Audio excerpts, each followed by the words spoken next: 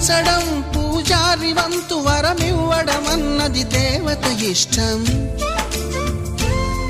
ప్రేమించడం ప్రేమికుడి వంతు కరుణించడం అన్నది ప్రేయసి ఇష్టం. ఎందువల్ల నిన్ను ప్రేమించిందో చిన్ని మనసుకే తెలియదుగా, నిన్ను మరవడం జరగదుగా. ఎందువల్ల నువ్వు కాదన్నావో ఎదురు ప్రశ్నలే వేయనుగా, ఎదురు చూపులే ఆపనుగా. ఏనాటికో ఒకనాటికి నీ ప్రేమ సాధిస్తా. నిన్ను చూడాలని ఉన్నా, నిన్ను చూడాలని ఉన్నా